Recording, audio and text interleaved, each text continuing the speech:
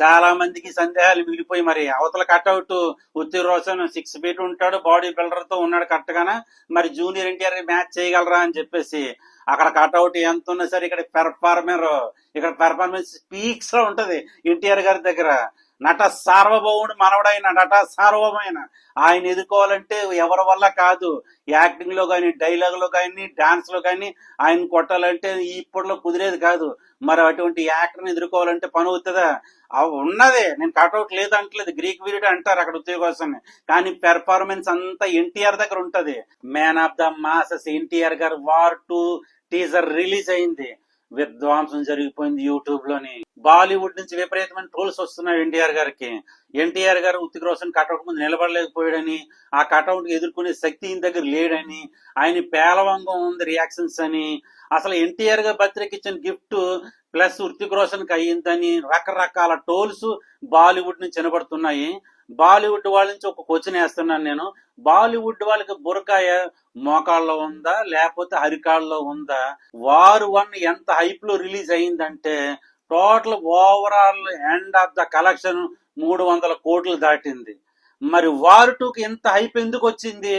ఉత్తిక్ రోషన్ పక్కన ఎన్టీఆర్ నిలబడబోతున్నాడు అన్న మాటే ఒక హైప్ ని క్రియేట్ చేసి ప్రపంచం సృష్టించింది. బాలీవుడ్ లోనే కాదు, యావత్ ప్రపంచం అంతా వార్ 2 వైపు చూసేలా చేసింది. కేవలం జూనియర్ ఎన్టీఆర్ గారు నటిస్తున్నారన్న ఒక్క వార్త మట్టుగా. ఆ వార్త వార్ 2కి ఎంత హైప్ లేపింది. ఆ వార్ 2లోని జూనియర్ ఎన్టీఆర్ ఉన్నారని చెప్పేసి హైప్ క్రియేట్ చేసింది. మరి వీళ్ళందరూ ఏం చూస్తున్నారు? ఉత్తిక్ రోషన్ ముందు నిలబడలేకపోయారు, ఉత్తిక్ రోషన్ కనబడలేకపోయాడు, వార్ 2లో ఎన్టీఆర్ పేలవంగా ఉన్నారు అనేసి మాట్లాడుతున్నారు. నిజమే, ఉత్తిక్ రోషన్ కట్అవుట్ అలాగ ఉంటది. మరి ఉత్తిక్ రోషన్ కట్అవుట్ అలాగ ఉంటే మన టాలీవుడ్ లో బాహుబలి రెబల్ స్టార్ ప్రభాస్ తీసుకుంటే ఎస్ఆర్కే బాలీవుడ్ నెంబర్ 1 స్టార్ తీసుకొచ్చి పక్కన పెట్టి చూడండి. రెబల్ స్టార్ ప్రభాస్ గారి దగ్గర షారుఖ్ ఖాన్ గారు కనబడతారా చెప్పండి? నేను బ్యాడ్ వర్డ్స్ యూజ్ చేయట్లేదు, కానీ పోనీ రెబల్ స్టార్ ప్రభాస్ గారి దగ్గర అమెరికన్ ఇండియన్ హిస్టరీ క్రియేట్ చేసిన అమెరికన్ గారు డంగల్ తో తీసుకొచ్చి పక్కన పెట్టండి, కనబడతారా? ఆయన నడుము దగ్గర కన్నా వస్తారా షారుఖ్ ఖాన్ గారు కానీ లేకపోతే అమెరికన్ గారు కానీ? ఎన్టీఆర్ ని ట్రోల్ చేసే హక్కు ఎక్కడుంది? అసలు వార్ 2కి హైప్ క్రియేట్ అయిందే ఎన్టీఆర్ గారి వల్ల.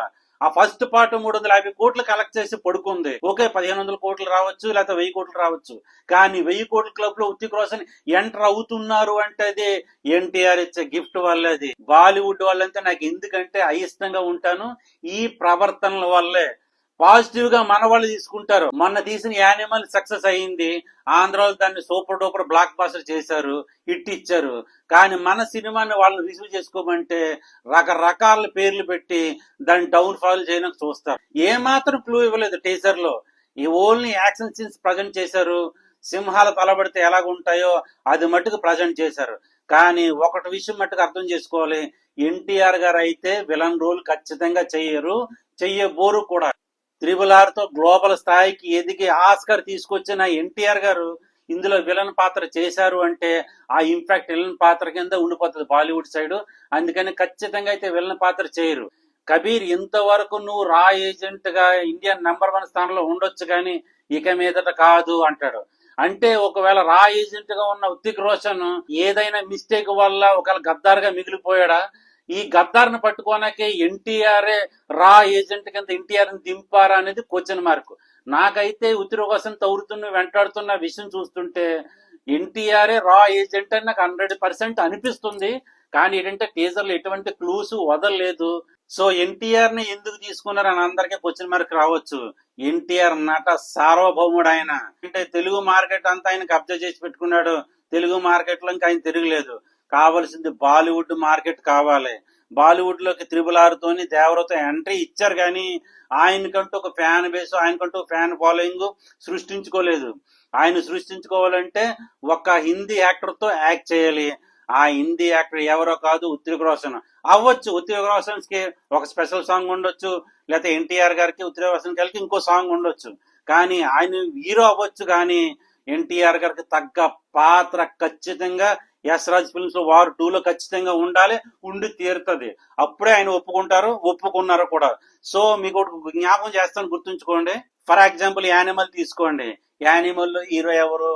Ranbir Kapoor, Milky bye. Villain ఎవరు? బాబీ డియోల్. మరి పేరు ఎవరికి వచ్చింది? ఆయన ఉంటే గట్టిగా ఉంటే అరగంట పాత్ర ఉంటది.